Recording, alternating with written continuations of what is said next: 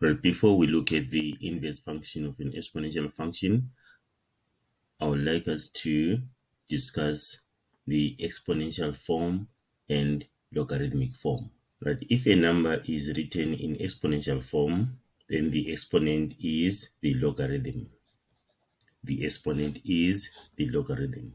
For example, let's say 16 is equal to 2 to the power 4. Right, from this one, you can see that 16 is the number. We say 16 is the number. Or some books you find that they say this is the argument. 16 is the number or the argument. And then 2 is the base. And 4 is the exponent or the logarithm.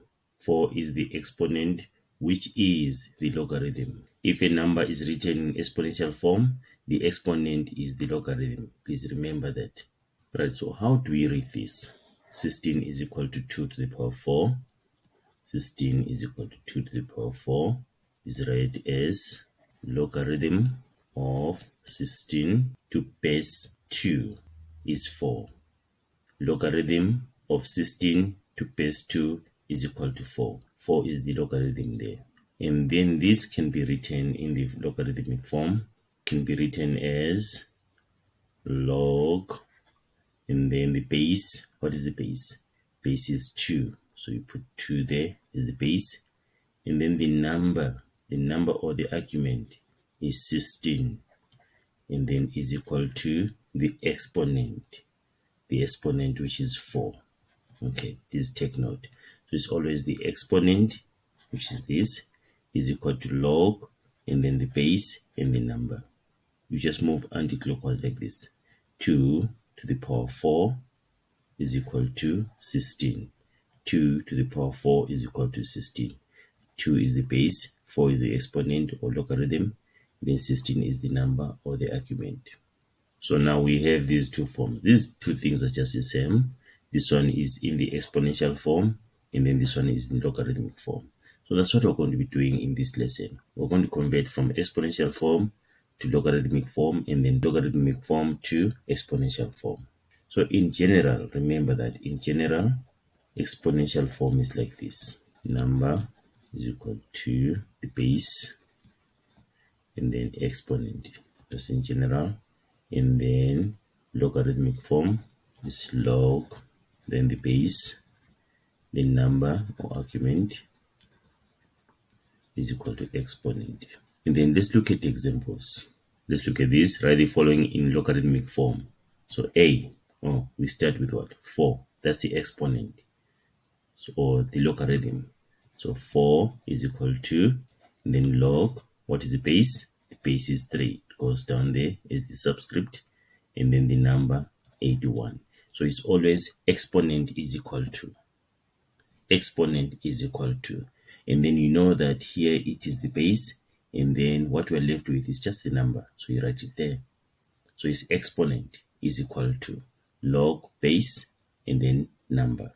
Okay, so b, what's the exponent, is 1 over 2 is equal to log, and then what is the base? Is 5, and then root 5 like that. Done. Then c, what's the exponent, is y is equal to log, and then what is the base? 1 over 2, and then what we're left with, the number is x. Done.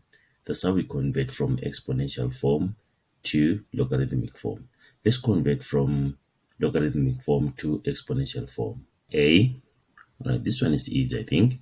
We just move like this from base to exponent. From base to exponent. That is 2 to the power 5. 2 to the power 5 is equal to the number. So it's 32. Then here you go from 7, from base to exponent. 7 to the power 1 over 2 is equal to root 7. Then again do the same thing from base to exponent. 2 to the power x is equal to the number y. That's how we convert from logarithmic form to exponential form. Right, let's do the last question, question 3. Sometimes to solve exponential equations, we have to convert from exponential form to log form. We do that also in financial maths when we're finding n. We are also going to do that here in inverse functions. Divide both sides by 50, 1,15, power n minus 1 is equal to 4. Right. Now, this is the exponent, which is the logarithm. So we change this from exponential form to logarithmic form. So n minus 1 is equal to log, and then 1,15, okay, which is the base, and then the number, which is 4, like this. Then you can put this in the calculator. You can put this in the calculator using this function. There's a function like this in your calculator. You can use that function, and then you get that n minus 1, and then this, put it in the calculator, will give you 9,918968909. Then add 1 on both sides of the equation. N is equal to 10,9189, goes on like that. So n is equal to 10,92 to 2 decimal places.